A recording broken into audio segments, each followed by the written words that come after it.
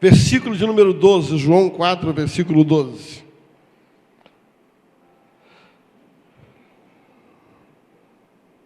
És tu maior do que o nosso pai Jacó, que nos deu o poço, do qual ele próprio bebeu, bem como seus filhos e o seu gado? Pai, muito obrigado por esta palavra. Que como uma semente ela possa encontrar uma terra apropriada, adubada e preparada para produzir. Pai, nós repreendemos toda a tentativa do inferno de roubar esta semente, de sufocar esta semente, de não permitir que ela crie raízes. Mas nós declaramos que ela vai encontrar uma terra preparada para produzir em nome de Jesus. Erga a tua mão e diga assim: o meu coração é esta terra fértil. Sabe, queridos, esse homem de superação chama-se Jacó. Por incrível que pareça, Jacó, ele é aquele misto de admiração e ódio. E muita gente não tem nenhum problema de crucificar Jacó. E de fato, se você for olhar alguns atos de Jacó, você tem vontade de botar ele na cruz. Outros, entretanto, estudando mais a fundo a vida de Jacó, vão perceber que muitas coisas que Jacó fez nada mais era do que um propósito desde a sua existência, desde o seu nascimento. E a vida acabou permitindo que Jacó passasse por algumas situações para que ele pudesse ser quem ele foi. Eu descobri algo, queridos, e aproveitando todo o contexto dessa noite, que lutas, dificuldades são plataformas de crescimento. Se esse irmão não tivesse passado por isso, ele não tinha aprendido a lição que aprendeu. E nem você. Às vezes o inimigo, ele cria palcos para nos enforcar. Deus sobe naquele palco e enforca o nosso inimigo. Foi assim com Mordecai. Foi assim com Mordecai. Tá? Amã criou um palco, está ali no livro de Esther, criou um palco, fez uma forca, fez uma festa no dia anterior, celebrou a morte de Mordecai. Mas naquela noite, Deus entrou com providência. E no dia seguinte, quem estava enforcado era o inimigo. E quem estava honrado era Mordecai. Eu quero dizer para você que algumas situações que nós vivemos na vida, nada mais é do que um grande palco para que Deus seja glorificado. Existem algumas situações que nós passamos, particularmente que eu passo, e eu aprendi algo. Em vez de me desesperar, sinceramente, eu digo: Deus, eu quero ver como é que você vai sair dessa. Agora você está enrolado. Sério?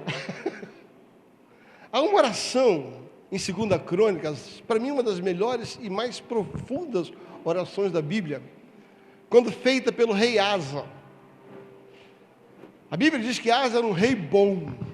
Asa era um rei bom, honesto, correto, andava reto diante de Deus, quebrou todos os altares, destruiu os postes ídolos, levou o povo a orar. Você pode ler lá.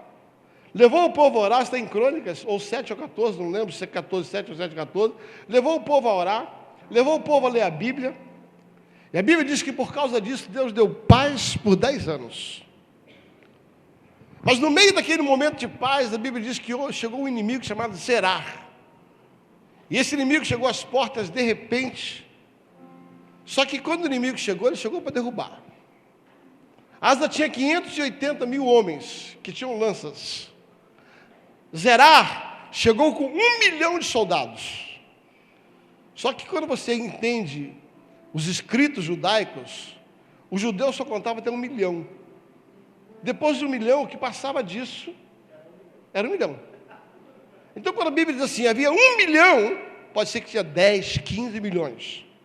Outras ocasiões, a Bíblia diz que havia uma multidão, como gafanhotos. É a mesma coisa. Zerá chega com 1 milhão de soldados. Só que ele chega com 300 carros de guerra. Era o que existia de mais moderno de instrução bélica. Zerá chega com tudo para arrebentar. Sabe aquela coisa que chega na sua vida de repente para te quebrar? Foi assim, de repente, Zerá chegou. 10 anos de paz, 10 anos de sossego, e Zerá chega, de repente, pá! Aí aquele rei dá uma grande lição do que se faz no dia da dificuldade. A Bíblia diz que, como rei, ele se ajoelha e ele faz uma oração. E a oração dele é a seguinte: Senhor, olha bem, Senhor, nosso Deus. A melhor coisa que existe é quando você sabe que você tem um Deus. Senhor, nosso Deus. Não é o Deus dele, não é só o Deus de Abraão, não é só o Deus de Jacó, não é o Deus de Isaac, é o nosso, é o meu Deus. Senhor, nosso Deus, em Ti nós confiamos. Nada é para Ti. Quer ajudar o forte, o poderoso ou o que não tem nada? Olha que oração. Ajuda-nos, Senhor. E ele termina a oração dizendo assim: não prevaleça contra Ti esse inimigo. Sabe, queridos, a pergunta é: Zerar, aquele inimigo, ele veio contra Asa ou contra Deus? Ele veio contra Asa. Mas Asa tinha uma consciência de aliança. E a aliança de Deus é: quem vem contra mim, vem contra Deus. Asa diz: Senhor, se eu for derrotado, o Senhor é derrotado. Então, não prevaleça contra mim, não prevaleça contra ti. Uma vida de superação, ela acontece quando você deixa Deus ser Deus nos momentos difíceis. Uma vida de superação, ela vai acontecer quando você entender quem é Deus e o que Ele pode fazer por você. Uma vida de superação, ela vai acontecer quando você entender definitivamente que você não está sozinho no dia da luta. Uma vida de superação vai acontecer quando o momento difícil chegar, o de repente chegar, desemprego, doença, enfermidade, câncer.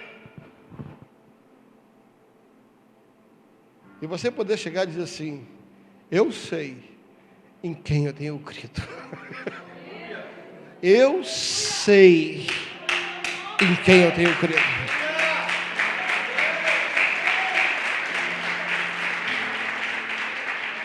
Queridos, eu estou contando a minha história para você. Em 2011, eu tive o meu de repente. Eu vinha de anos de paz. Um trabalho maravilhoso na igreja, a igreja animada, crescente. E de repente, no mês de agosto, meu pai me liga e diga que eu estava com câncer. 15 dias depois, a minha esposa faz um exame e foi detectado um câncer. As 2 colunas da minha vida estavam correndo risco de vida. Alguns meses depois, o médico deu o diagnóstico de morte do meu pai. E meu pai morreu. 4 meses depois, a minha esposa foi passar por uma cirurgia. Ao terminar a cirurgia, o médico me procurou, 7 horas de cirurgia, e ele disse assim: a medicina não tem mais o que fazer por ela.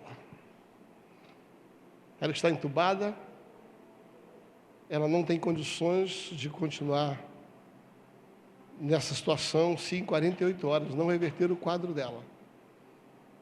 Se o corpo dela não reagir em 48 horas, nós temos que dar o óbito definitivo para ela. E eu assinei na UTI uma carta de responsabilidade, isentando o hospital para mantê-la viva. Isso é de repente. Isso é de repente. Mas sabe, queridos, eu sei em quem eu tenho crido. E naquela hora, eu fiz como Zerá, eu fiz como Asa. Eu me ajoelhei e fiz a mesma oração. Senhor, nada é para o Senhor. Quero ajudar o forte, quero ajudar o poderoso, ou quero ajudar quem tem nenhum. Ajuda-me, Senhor.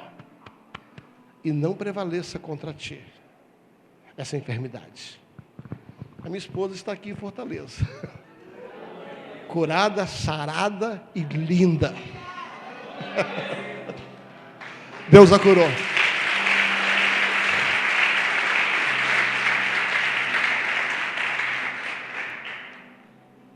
Jacó tem experiências muito interessantes. Eu quero falar sobre algumas verdades na vida de Jacó. A primeira verdade: um homem que vive superação não é aquele que começa bem ou começa mal. É aquele que termina bem. Sabe que nem sempre a gente começa bem a vida da gente. Nem sempre a gente começa acertado a vida da gente. Jacó começou tudo errado. Pensa num cara que nasceu atravessado. Ele já nasceu pegando no pé do irmão dele.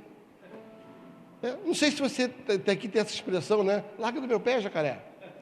Né? Isso nasceu na Bíblia. Jacó já nasceu no pé de Esaú. O nome Jacó significa enganador. Ele enrolou, ele mentiu, ele foi oportunista, ele não teve misericórdia do irmão. Mesmo havendo um propósito sobre a vida dele, ele fez da forma errada. Deus podia ter feito da forma certa, mas Jacó fez da forma errada. E por causa disso, a vida de Jacó é uma vida que, quando você olha a sua história, você diz assim: pensa num cara que nasceu para dar errado. Pensa num cara que fez tudo errado. Agiu errado, se comportou errado, fez tudo errado. Jacó é um bom exemplo de alguém que começa errado, mas termina certo. Eu quero dizer algo para você, querido. Não importa muito bem como você começou. Nem importa muito o que você está vivendo hoje. O que importa é que a partir de hoje você decida terminar bem os seus dias. A primeira característica de um homem que se torna referência, que se torna um homem de superação, que se torna modelo, exemplo para outras gerações, é um homem que aprende a mudar a sua história para terminar bem. É interessante que o texto que nós lemos é um diálogo de Jesus com a mulher samaritana, em João capítulo 4. E no meio do diálogo, eu não quero pregar sobre o diálogo em si, mas eu quero pregar sobre esta afirmação desta mulher. Aquela mulher samaritana, no meio da conversa, ela diz assim: Jesus, você está falando demais. Você está dizendo que tem essa tal da água viva, você não tem como tirar essa água. O que você está pensando? Você é maior do que Jacó? Ou seja, aquela mulher tinha uma referência. Aquela mulher tinha uma experiência, ela conhecia a história de um homem que passou muita luta, mas que soube superar. Então, para ela diz assim: Jesus, eu só vou lhe dar atenção se você for maior do que Jacó. O que ela está dizendo é: por acaso és tu maior do que o nosso pai Jacó? Então Jacó era uma referência para aquela mulher. E é interessante que essa mulher faz algumas afirmações que são características de uma pessoa que se tornou modelo, que se tornou exemplo de superação. Jacó foi um homem que superou o seu mau começo. Jacó foi um homem que superou os seus maus hábitos. Ei, presta atenção. Eu tenho uma boa notícia: você é cheio de mau hábito e eu também. Cheio de péssimos hábitos. Mentimos, enganamos, chegamos atrasados, não sei qual o seu mau hábito, mas após você não é santo. E como eu, você tem erros, você tem hábitos ruins. De repente você é um mal-humorado, é um mau hábito. De repente você não gosta de gente, é um mau hábito. Eu não sei qual é o seu mau hábito, mas eu sei que um homem de superação é aquele que deixa Deus mudar os seus maus hábitos. Queridos, você não é Gabriela. Você conhece a síndrome de Gabriela? Eu nasci assim, serei sempre assim e vou morrer assim. E não vem com essa história de é o meu temperamento. Temperamento não se muda. Temperamento se submete ao Espírito. Todo temperamento tem a sua beleza, desde que você deixe o Espírito Santo governar ele. O melancólico tem o seu valor. O fleumático tem o seu valor. Todos nós temos o nosso valor. Mas quando nós deixamos o Espírito Santo agir nos nossos maus hábitos, nos nossos temperamentos, não me venha dizer, quem quiser que me aceite assim. Chega no céu e fala isso para Deus. Você nem entra na porta. Se você disser assim, quem quiser que me aceite assim, Jesus já tem um lugar certinho para você. Um lugar onde você vai ser aceito do jeito que você é. Mas para subir aqui, você vai ter que ser um vaso novo. Vai entrar aqui, não é do teu jeito. Não é do teu jeito. É do meu jeito, diz o Senhor. Jacó, ele se tornou um homem de superação, porque ele deixou Deus entrar nos maus hábitos dele. Deixou Deus ter algo com ele. Mas como é que isso aconteceu? A Bíblia diz em Gênesis capítulo 28 que Jacó estava vivendo o pior dia da sua vida. O pior dia da sua vida. Ele havia enganado seu irmão, enganado seu pai, estava jurado de morte. A Bíblia diz que a mãe dele falou assim, rapaz, some daqui, desaparece. Desaparece daqui. Teu irmão vai te matar. Mãe, para onde eu vou? Ó, tem um tio teu que mora não sei aonde, some e vai procurar ele. Jacó estava num dia jurado de morte. Jacó estava com fome, com sede, cansado, fugindo, sem saber para onde ia e duro. Verdade. Quando você vê Jacó conversando com as suas esposas, quando ele está voltando, ele faz uma afirmação. Ó, quando eu passei por esse lugar aqui, para encontrar vocês, eu só tinha um cajado. Queridos, o imposto de renda de Jacó naquele ano foi um cajado. Assim ele chegou na casa de Labão, com um pedaço de pau. Pensa num cara quebrado. Na verdade, Jacó saiu da casa dele com um cajado e um vidrinho de azeite. Tudo que Jacó pôde levar da sua casa foi um cajado e um vidrinho de azeite. Não sei se você sabe, o azeite, esse óleo, as pessoas tinham ele porque podiam vender esse óleo, podiam vender esse azeite, trocar esse azeite. Então o que Jacó tinha era um cajado e um pouquinho de azeite. Mas em Gênesis capítulo 28, a Bíblia diz que começou a vida de superação quando ele chegou no deserto de Arã, e chegando ali, ele cansado, deitou-se sobre uma pedra. E naquela noite, a terra foi ligada ao céu. A Bíblia diz que quando ele dormiu, ele viu anjos que saíam da terra e chegavam até o céu. Sabe o que representa isso? Era um ato profético, Deus dizendo assim, eu vou trocar a sua humanidade pela sua espiritualidade. Eu vou tocar a sua natureza carnal, a sua natureza terrena, e vou introduzir em você uma natureza espiritual. Os anjos não desciam do céu para a terra, os anjos subiam da terra para o céu. Jacó, em Gênesis capítulo 28, ele tem um encontro onde a sua humanidade, a sua podridão, o seu erro, encontrou um lugar em Deus. E quando ele teve esse encontro de transformação da sua natureza ruim, A Bíblia diz que ele decidiu fazer um memorial. Um memorial, ele construiu um altar.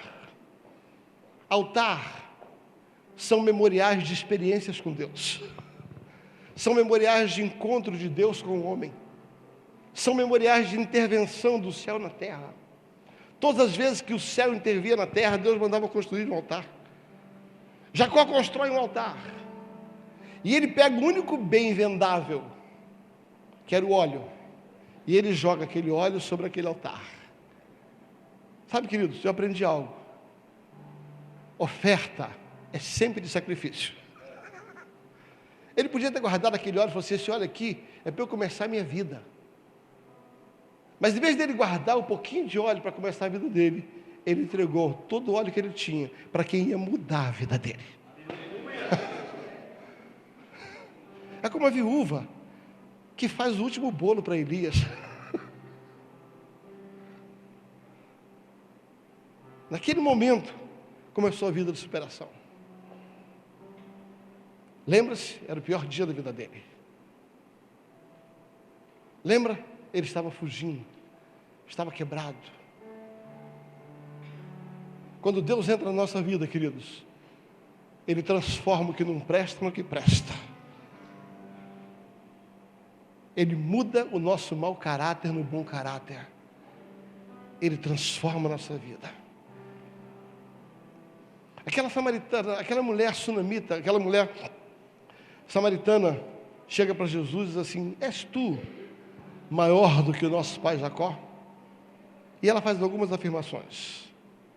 Uma vida de superação não só começa bem, mas uma vida de superação, em segundo lugar, é aquela que você faz uma obra que vale a pena. Até aquele momento, Jacó só tinha feito coisas que não valiam a pena. No momento em que ele se encontra com Deus, ele começa uma vida de produtividade. Eu tenho uma boa notícia: Jesus entra na sua vida para tornar você produtivo. Jesus entra na sua vida e na minha vida para tornar as suas obras valiosas. Enquanto nós não temos Jesus, aquilo que nós fazemos não tem valor. Mas quando nós entramos em Jesus, aquilo que nós fazemos começa a ter valor. Aquela mulher assim: és tu maior do que nosso pai Jacó? Ele mesmo cavou um poço. Ei, Jesus! Uma obra que vale a pena é aquela que pode ser lembrada.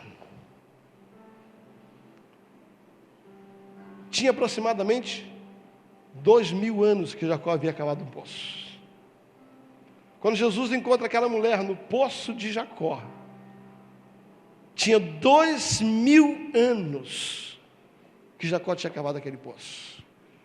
Uma vida de superação, ela começa quando as nossas obras começam a valer a pena. O que você está fazendo está valendo a pena? Aquilo que você está construindo, o que você está fazendo com o seu trabalho, a obra que você está realizando. Mas ela continua dizendo: és tu maior do que o nosso pai Jacó, que ele mesmo cavou esse poço. Ou seja, diga assim: o poço, fala, o poço é a minha obra. És tu maior do que Jacó, que ele mesmo cavou esse poço, mas ele bebeu desse poço. Uma obra só vale a pena quando você vive dela. Primeira coisa que você precisa entender é que a obra que vale a pena na vida de um homem de superação é aquela que você desfruta do que você faz. Por favor, não me entenda mal e não me chame de egoísta, você vai entender ao longo da mensagem. Mas, queridos, assim como você não consegue amar ninguém se você não se ama, nada do que você faz pelos outros, se você não desfrutar, vale a pena. Isso é bíblico. A Bíblia diz que o semeador tem que ser o primeiro a desfrutar da colheita. O que eu quero dizer para você: sem egocentrismo, você precisa viver do seu poço. Deixa eu tentar ser mais prático. Aprenda a viver do que você crê. Não creia só para os outros, creia para você.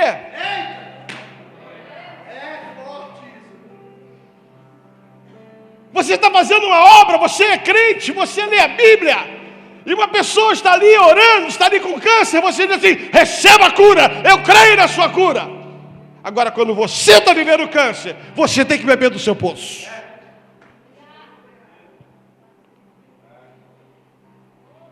No dia que eu tive diagnóstico da morte clínica da minha esposa, eu fui para o meu quarto, fiz a oração de asa, me levantei animado. Mas quando eu voltei da UTI, ela estava inchada, sem falar. A chefe da UTI me esculhambou, me chamou de irresponsável. Minha esposa morta em cima de uma cadeira. E ela me fez assinar um papel. E aquilo me chocou meu coração. Eu fui para casa, me queixando: Deus, minha esposa vai morrer, a minha esposa vai morrer. E eu abri a Bíblia. E sabe qual texto que Deus me deu? O seguinte texto: com as consolações que consolar-te muito, consola-te a ti mesmo, não seja hipócrita. Deus estava dizendo assim: quantas vezes você subiu no altar e você falou que Jesus cura? Se você cavou um poço, beba dele.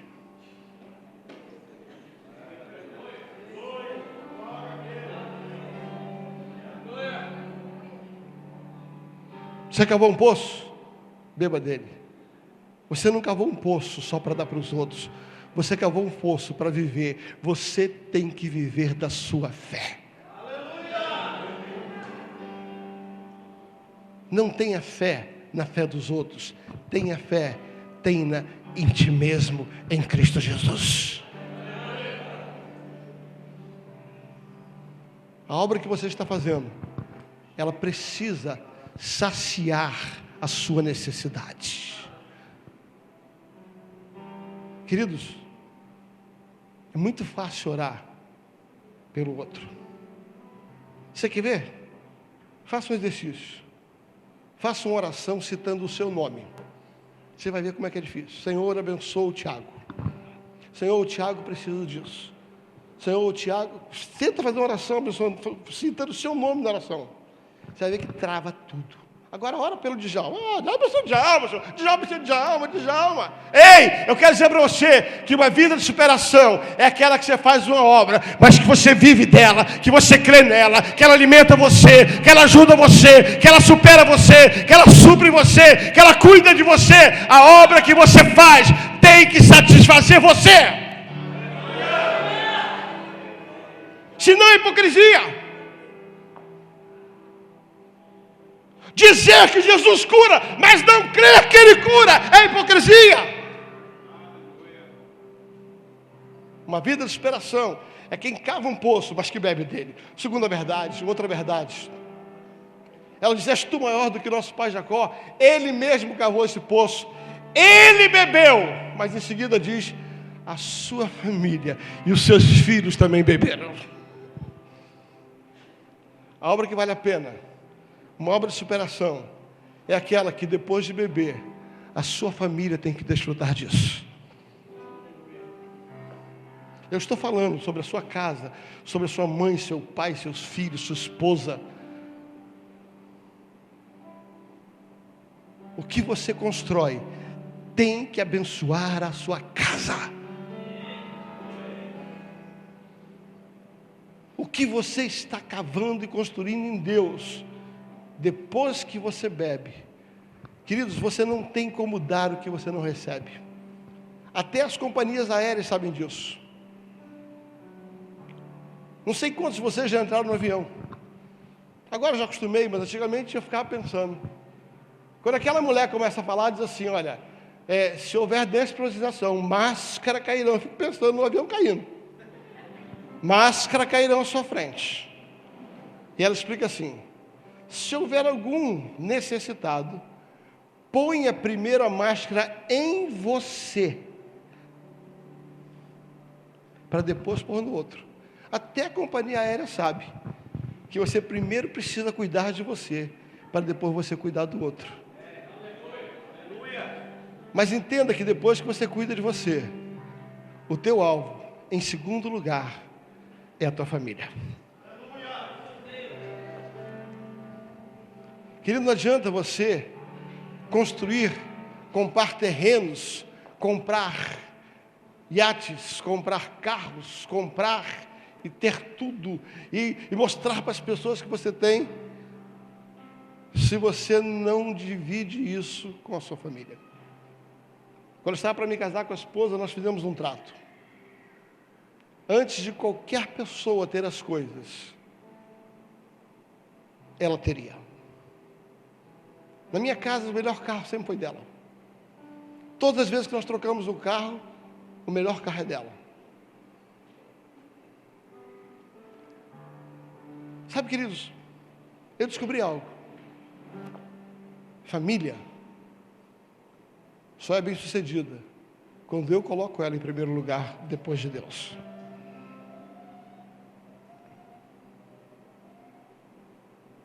Esses dias eu estava ministrando os homens lá no Líder Mini, no meu evangelho, eu estava dizendo para eles: homens, deixa eu contar um segredo para você. Você muda o seu casamento em 5 minutos. Sabia, homens? Você pode mudar o seu casamento em 5 minutos.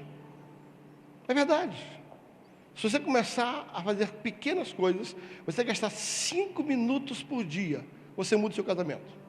Quer ver um exemplo? Chega em casa, em vez de largar o sapato, por 30 segundos você pega ele e bota do lado. 30 segundos.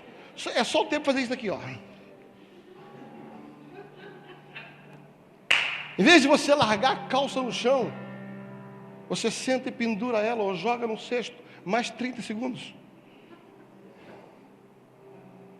Se você levantar da mesa e você não tirar o seu prato, que levaria 1 minuto, você vai fazer a sua esposa tirar.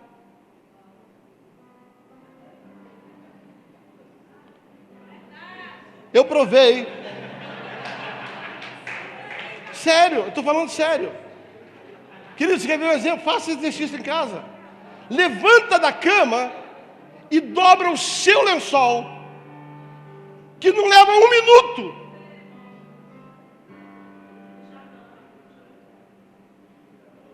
Escova o dente, seca a pia. Leva 20 segundos.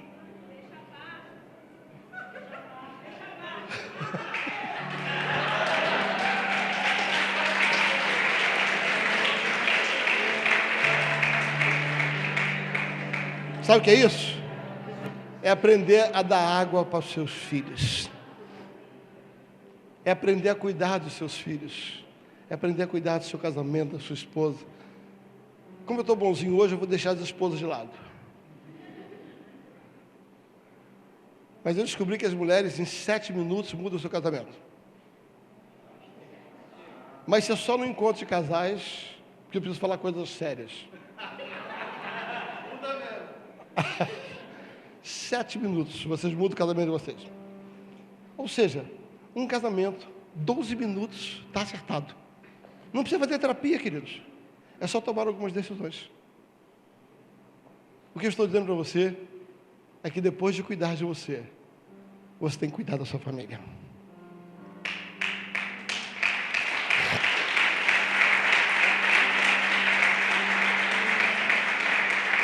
Pastor, eu estou atravessando uma crise matrimonial. 5 minutos. E você vai superar essa crise. Sério. Mulheres, 7 minutos. 7 minutos você supera a crise do casamento. A gente leva mais tempo brigando do que acertando. És tu maior do que o nosso pai Jacó? Ele cavou esse poço. Ele fez uma obra. Ele bebeu desse poço. E depois ele deu para sua família. Ele deu para os seus filhos. Terceira característica de uma pessoa que fez um poço e superou: o seu rebanho também bebeu. A Bíblia diz: e deu para o seu rebanho. Sabe, depois de cuidar de você e da sua família, você precisa aprender a cuidar dos outros. Foi o que nós fizemos aqui. Cuidamos do irmão. Uma vida de superação é aquela que você ajuda as pessoas a passarem pela sua superação. A maior realização, por que a gente levanta uma oferta e eu tenho certeza que foi boa? Se tivesse levantado uma oferta para a igreja, não tinha dado isso. Queridos, você tem noção, só para você tomar, nós fizemos 12 ofertas, 11 foi para a igreja. A maior oferta da igreja foi R$ 2.650. O dia que deu a maior oferta da igreja foi R$ 2.650. Quando nós tiramos a oferta para a dona Ana, deu quase 15 mil. Sabe por quê? Porque depois de cuidar de você e da sua família, o seu coração arde de cuidar de pessoas. E eu quero concluir essa palavra. Você faz uma obra, você vive dela, sua família vive dela, pessoas vivem dela. E a obra se torna tão relevante que 12 mil anos depois, Jesus estava bebendo daquele poço que Jacó cavou. Quando você tem uma vida de superação, não importa quanto tempo vai levar para Jesus voltar, muitas pessoas ainda vão beber da sua vida.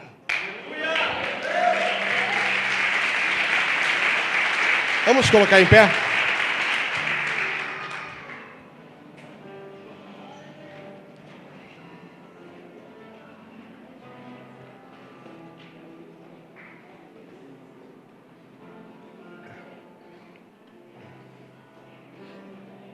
Feche seus olhos, por gentileza. Queridos, não importa como é que foi o seu começo, importa como será o seu fim. Você nasceu para fazer uma obra, e dessa obra você precisa viver dela. A sua família precisa viver dela. As pessoas precisam viver dela.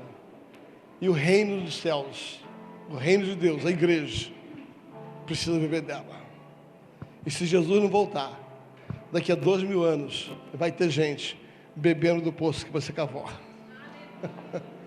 Faça uma obra que vale a pena. Aprenda a ter uma vida de superação. Pai, nessa noite eu me esforcei para ser obediente à tua voz. Eu declaro em nome de Jesus que essa é uma noite profética. Começamos com uma noite profética quando cuidamos desta família que estava vivendo, ó Deus, um tempo difícil e aprendeu um tempo de superação pela unidade, pelo coração único da igreja. Senhor, eu libero sobre a vida dos meus irmãos uma habilidade de construir poços, uma habilidade de construir obras. Eu profetizo, ó Deus, que as pessoas viverão daquilo que elas estão construindo. Você vai viver o seu trabalho e vai viver bem. Eu declaro que a sua família vai desfrutar da obra que você faz. Pessoas vão desfrutar da obra que você faz. E se você vier a falecer, ainda depois da sua morte, aquilo que você fez vai abençoar pessoas e o reino de Deus. Receba isso em nome de Jesus.